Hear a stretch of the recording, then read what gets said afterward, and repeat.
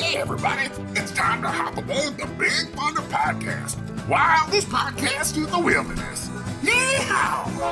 And here's your hosts, Bo and Abby. Hey everyone, welcome to the show. My name is Bo. And I'm Abby. And today on this edition of Big Thunder Podcast, there's big news from the parks out of Magic Kingdom, Tokyo Disney, and Epic Universe. And we're going to play fun games around April Fools. And we'll address some controversy from last week's episode. Ooh. To the news. All right, let's start with probably what everyone's most excited for at the world of Disney, and that's Tiana's Bayou Adventure. Imagineers have been seen ride testing.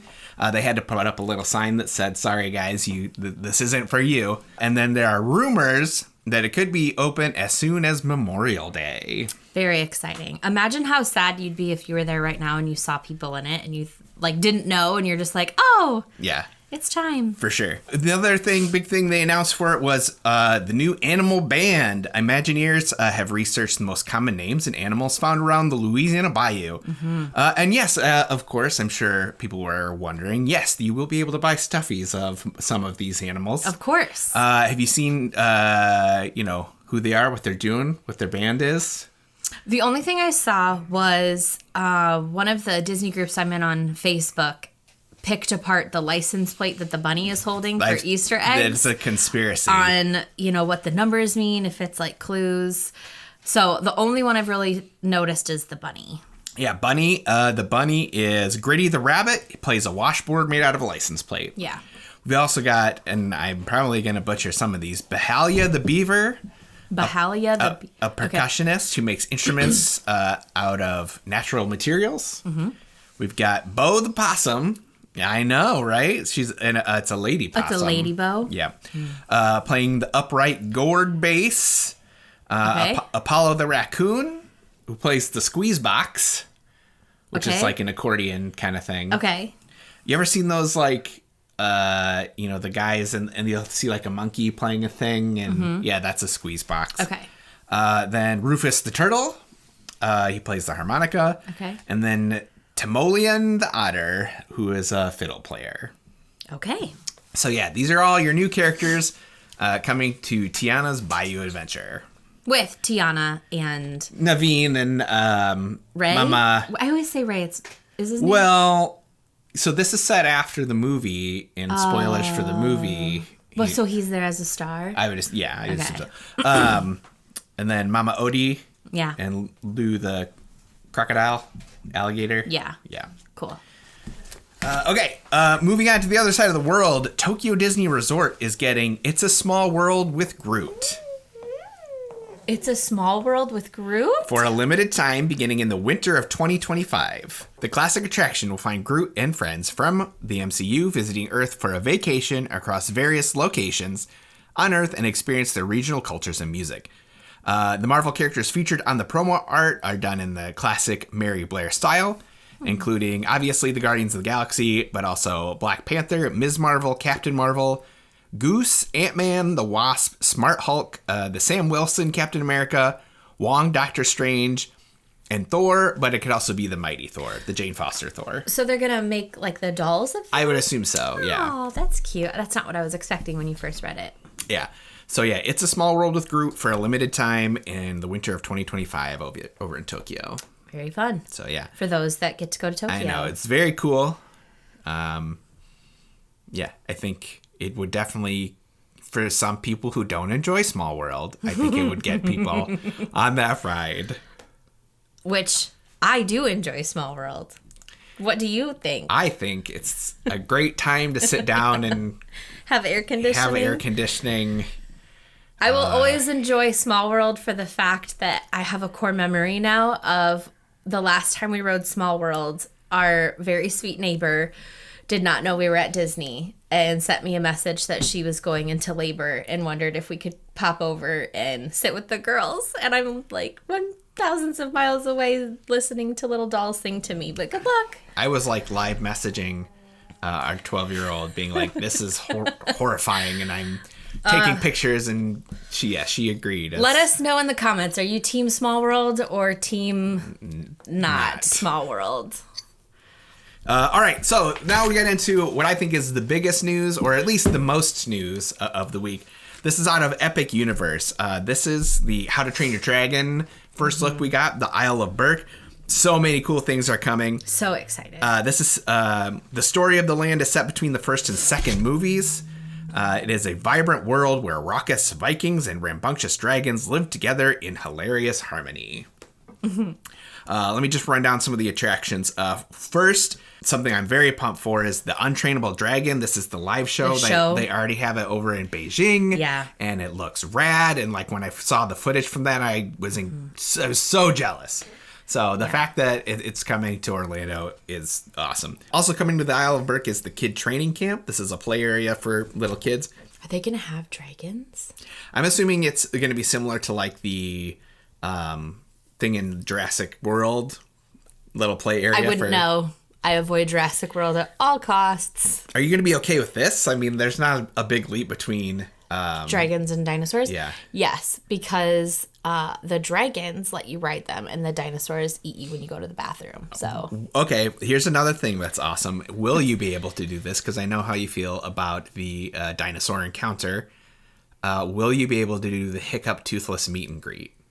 Yeah, I'm not afraid of Toothless. Okay. Until I see him, probably. I'm very excited for this. Yeah, I think I would be very excited. Toothless meet and greet. Like, does he look like Toothless from the movie? Like, is he like sweet and like cute, big and kind of Stitch-like? Yeah, and not like a scary freaking dinosaur. Yeah, or the I know over in Hollywood Universal they have like I think a Stegosaurus or maybe a Triceratops. Yeah, even that's cute. Yeah.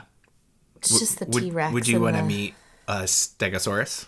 Maybe. What was the dinosaur that we met when Charlie was a baby? Like the little puppet one? Yeah. That's maybe as far as I could go. that was a Stegosaurus. That's that maybe was a scary dinosaur when I was a baby. I didn't like that one. You absolutely loved that one. Oh, yes. okay, I forgot it. Yeah. That's okay. All right, let's go over some of the rides. Hiccup's Wing Gliders is a family thrill coaster that reaches 45 miles per hour and goes around the perimeter of the land and across the lagoon. There's a 40-inch height requirement. Children under 48 inches must have a supervising companion. So, as we went over speeds and height requirements last week, to put this in perspective, that puts this faster than Big Thunder Mountain. Wow. But it has the same height requirement. Okay. So, then we've got Fire Drill, which is a boat ride where you blast water cannons at targets. Universal has warned you will get soaked. I didn't see any height requirement for this one, so this is something that, all ages could go on. We also have Dragon Racers Rally. This is similar to Amara Aviators over at Lost Island, where you practice aerobatic maneuvers and high-speed barrel rolls. You get 67 feet in the air. And this has a 48-inch height requirement. That feels big. Yes. Lost Island is a theme park in Waterloo, Iowa. It's our local park. Please patron them so they will continue to be open because it's super fun. Okay, time for the ad. So today's episode is sponsored by Mini Vacay. Mini Vacay is a partner of Gateway to Magic Travel, doing business as Gateway Travel, an authorized Disney vacation planner and Disney earmarked agency. If you would like to learn about planning a Disney or Universal vacation, please reach out to us at minivacay.com/quote. You and Liz, not me and you. I'm not part of Mini Vacay. Yeah, not him. I can't He help just you. shows up. I can't help you at all. One thing I want to share that we learned when we went to a Universal training is we got to learn about Universal VIP tours, which I had not known of before. And what's really cool about Universal VIP tours is you get to do you have priority access to different rides. You have a tour guide that basically lets you cut lines and go on rides when you're there. You get to go behind the scenes on some different attractions and in different areas. You also get lunch and breakfast part of it, and you get Universal Express Unlimited, where you get to, like I said, cut lines and go in it. And what's really cool is the cost of it is ridiculously cheap when you factor in for what you get. For compared to, I'm not going to put numbers in this because it changes. It changes all the time, but basically it was like if you bought a Universal ticket and you bought the Unlimited Express Pass versus doing a VIP guided tour, it was like maybe $100 difference. Like it was like a crazy affordable package. So if that's something that would interest you, like for us, I am more, like you mentioned last week, you went to Universal all the time, whereas I am more like accustomed to how Disney works and Genie Plus, and not that Universal is hard to navigate, but I think it would be really fun to do it with a tour guide who can like point out more things and show more things, and then being able to cut rides or being able to cut lines to ride things faster is really cool. I think that's worth it. Time for games. Let's go.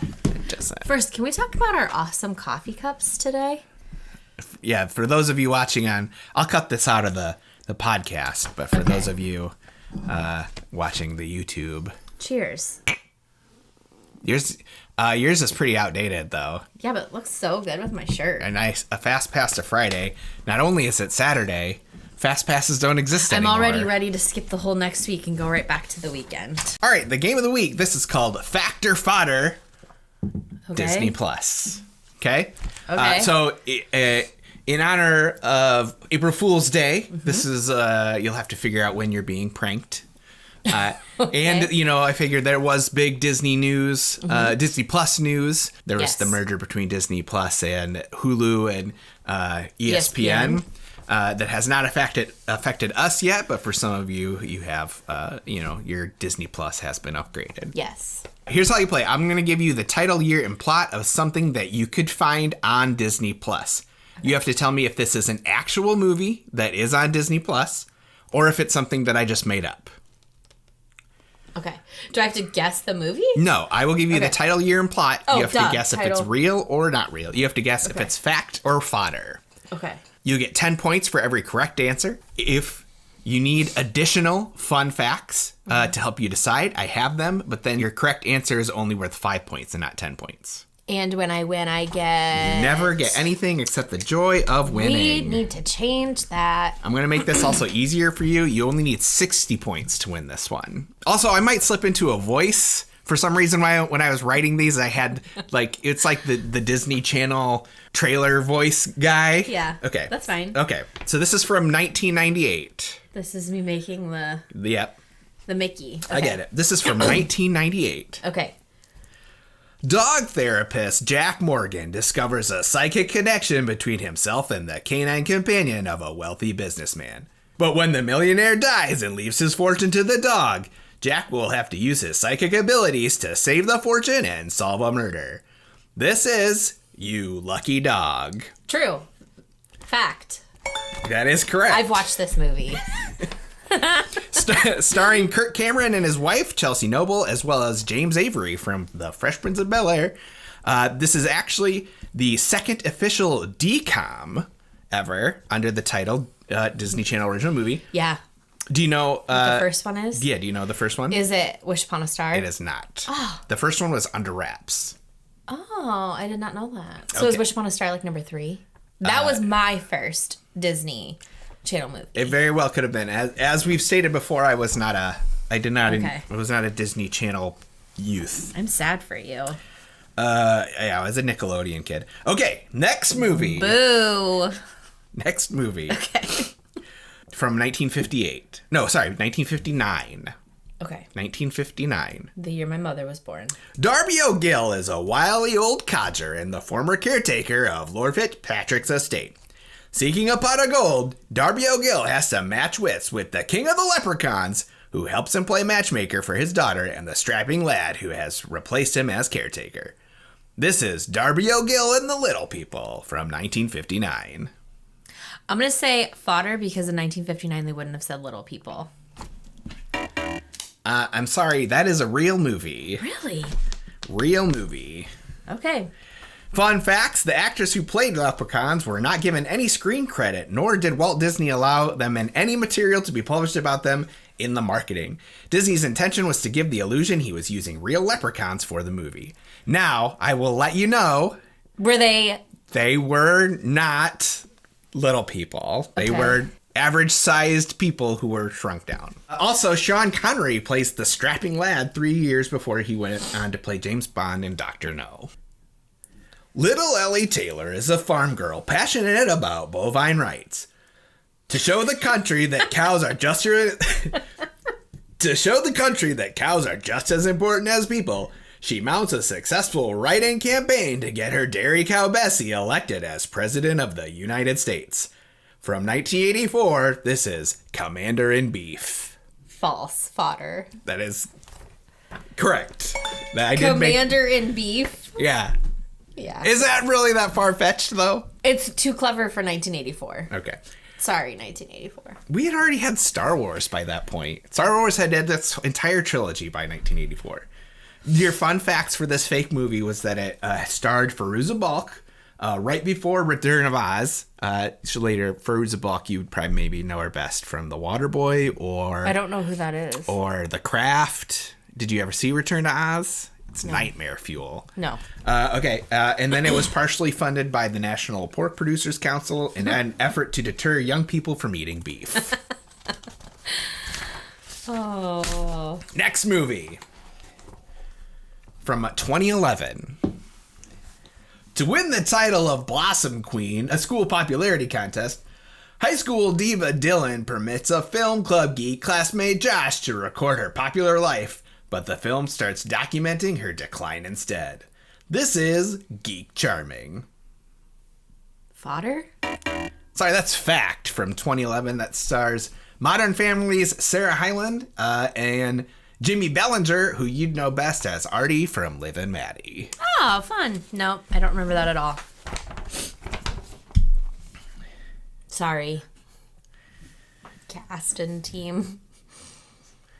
Eddie is a baseball prodigy. His dad's the coach. His best friends are his teammates. But will he strike out with them all if he trades in his glove for an oven mitt to swing for the fences in a cooking competition?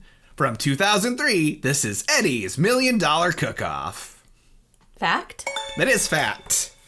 Starring as one of his friends, one of Eddie's friends, we've got That So Raven's Orlando Brown.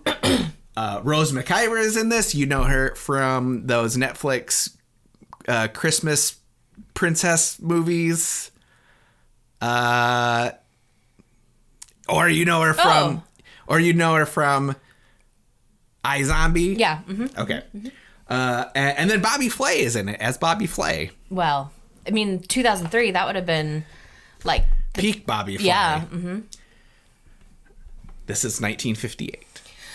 Okay. The town of Scoopsville was founded on one principle. Everyone loves ice cream. But when a high school reporter discovers that the ice cream at the local soda shop is turning her classmates into a bunch of squares... She'll need to expose the evil company behind it, even if it means collapsing the local economy. From 1958, this is The Ice Cream Scoop.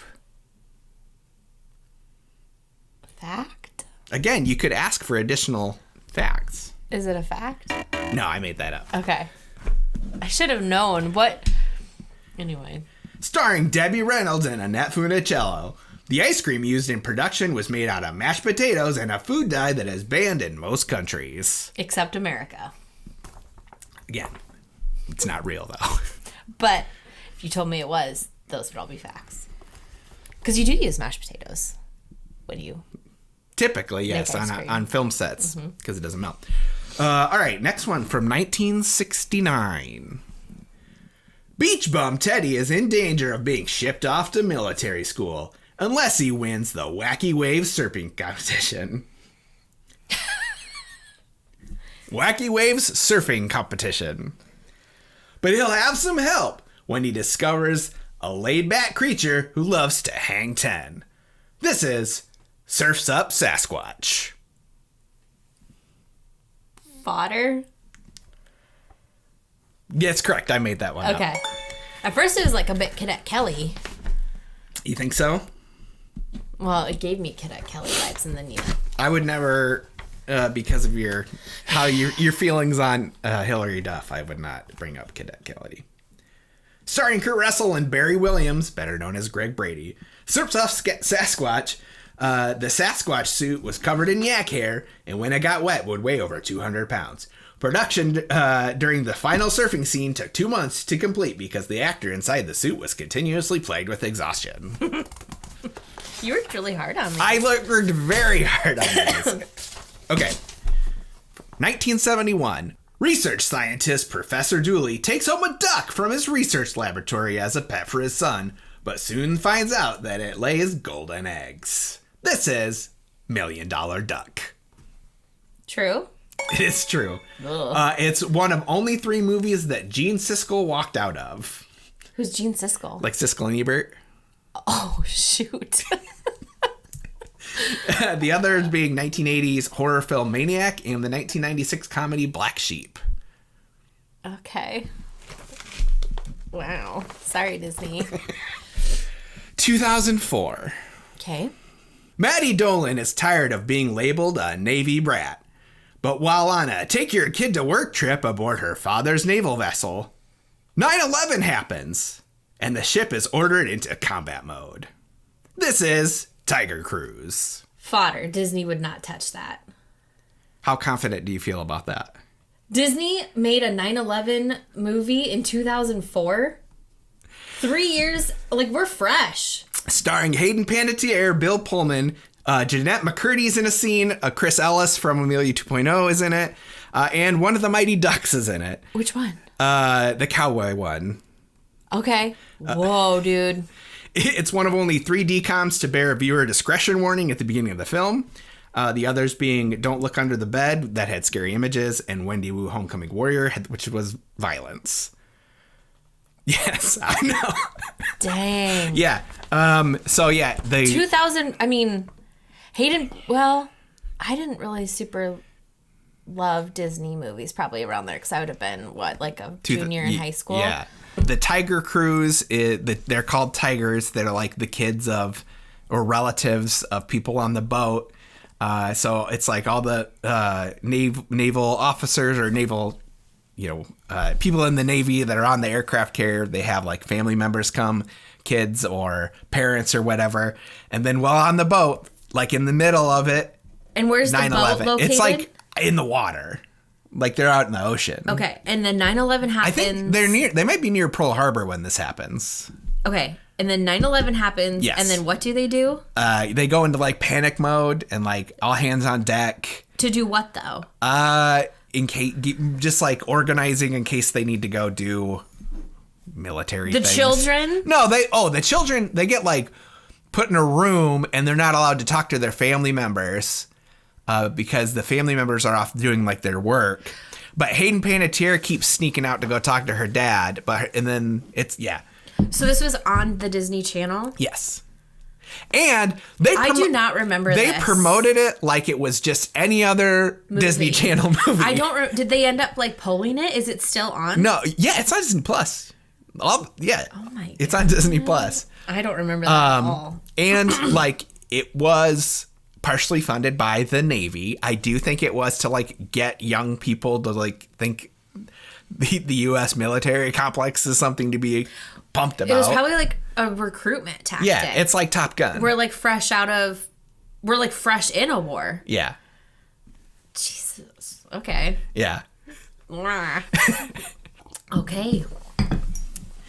I thought it'd be fun to end on a 9/11 movie, and I was right. 9/11 is not a laughing matter. I said you needed 60 points to win. Let's see how you did. 10, 20, 30, 40, 50. I'm sorry, you lost. Well, I disagree. Well, look, do it again. You had the opportunity to ask for additional help, and you never cashed in on that. So, okay. You never asked for my fun facts about Tiger Cruise. And clearly I had many. True. All right, moving on. I thought to close out the show, maybe we would address some of the controversy from last week's episode, as I know all of you have listened to. Mikey 007, who's our one follower on Instagram. Yeah, I don't remember. He is a robot. Okay. So, Webster defines a roller coaster as an elevated railway constructed with sharp curves and steep inclines on which cars roll. I feel like Webster just had my back. So, by your criteria, things that qualify as a roller coaster were the Jungle Cruise. That was a mistake. That was, I didn't mean that. Haunted Mansion. I still stand by that. And Test Track. So, I just have a couple more rides here that I just want to know, based on your criteria, do these qualify as roller coasters? 1, the Tower of Terror. Yes. Tower of Terror is a roller coaster. We're on a track. You get into it. You have some sort of device holding you in. At one point, they move you forward to go down. I say yes. So a lap bar and moving forward is what qualifies as a roller coaster? For Tower of Terror? Yes. Okay. Kilimanjaro Safaris. No. Because there's no lap bar? Because you're in a vehicle without a track. Okay. But, I mean, it is bumpy. Okay. It's quite bumpy. Spaceship Earth. Yes. You're qualifying Spaceship Earth, the slowest moving ride You sit. in any of the parks. You sit in a confined space. Is there a lap bar? I can't remember. I don't remember. I don't think so. You're on a track in a vehicle and you go backwards. Okay. Spaceship Earth roller coaster. Okay. Last thing, the Skyliner. I'm going to say You cannot qualify the Skyliner as a roller coaster. it's on a track. Yeah. It's a confined space. You're very high. Yeah, it's true. You go atop water with definite alligators. Most likely. I'm going to say yeah. Okay. All right. Well, I'm glad we cleared that up. Okay, listen. Why don't you dial in our friend Anna Pugh from the Pew 2 and ask her if she found the Skyliner or Jurassic Park. We should also point out that all these names you're dropping we're There friends. are pretend friends. They're just famous YouTubers that we watch tucked in early on a Friday night. But she just had a video within the last month or so and was absolutely terrified of Skyliner. She was more terrified of that than Velocicoaster. Mm-hmm. Which is the scariest roller coaster I've ever been on. I don't even want to be near it. Well, dinosaurs. But even without the dinosaurs? Did you know that when you ride the roller coaster, there are dinosaurs that chase you? My friend Molly told me that. Right. Okay. Molly from Mammoth Club. All right, well, that's going to do it for the show this week. As always, if you enjoyed it, tell a friend, have them, subscribe and download, leave a comment, follow us on Instagram at Big Thunder Pod. We don't really have a closing yet. Is there anything I'm forgetting? Mini vacay? You want to talk mini vacay? I did, didn't I? Yeah. I didn't know if you had a final. Oh, not really. Okay. Well, we'll see you next week for news and games and fun times had by all. Probably less talk about 9/11. Why do I laugh? I laugh when I shouldn't. I'm sorry. Thanks for coming. Have a good week. And enjoy the ride. That's the closing.